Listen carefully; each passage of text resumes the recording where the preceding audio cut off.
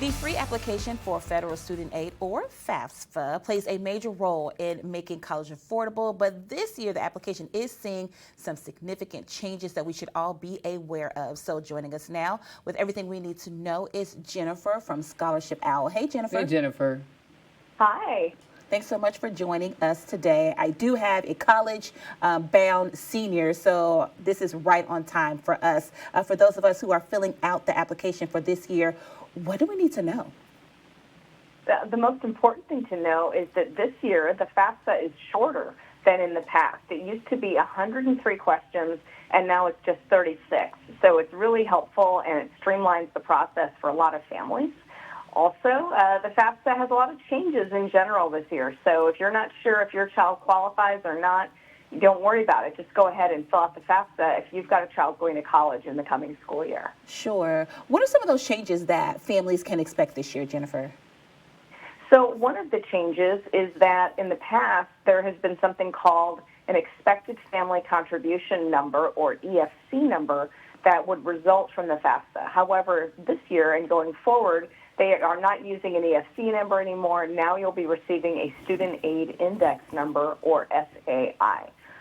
The reason they made this change is that partially it's because they changed the financial need formula, but also the phrase expected family contribution was confusing to families. And so in this way, now when you receive your SAI number, it won't be as confusing. Okay. Yeah. Jennifer, for those college students who are filling out the form this year, what do they need to know about the FAFSA? The most important thing to know is that now you will not have to fill in your financial data. You will be able to connect it automatically from the IRS retrieval system. That's partly how they were able to streamline the form so much. But you don't have to have all of your tax data in front of you now. Now it's just going to be transmitted directly from the IRS. So it should make it faster and easier for students. Yeah, certainly. And then parents, I know sometimes, most often have a hand in filling out that application as well. What do parents need to know about the FAFSA this year? What parents should be aware of is that, first of all, the parent that provides the greatest financial support for their child is the parent who should fill out the FAFSA in the event that the child does not live with both parents. So that's one change. And then another change is that for families that have more than one child in college at the same time, unfortunately, those families will not benefit from that circumstance. So in other words, if you've got more than one child in college at the same time, it will not increase your financial eligibility as it has in the past. If you're from a lower income family, that shouldn't impact you too much, but for middle income and upper income families, it unfortunately may reduce your eligibility for federal financial aid. Okay, yeah, that's important to know. And I think one big question that I always think of is the deadline. Sure. When should people be applying? So if you've got a child in college in the next year, you should start filling out the FAFSA right now.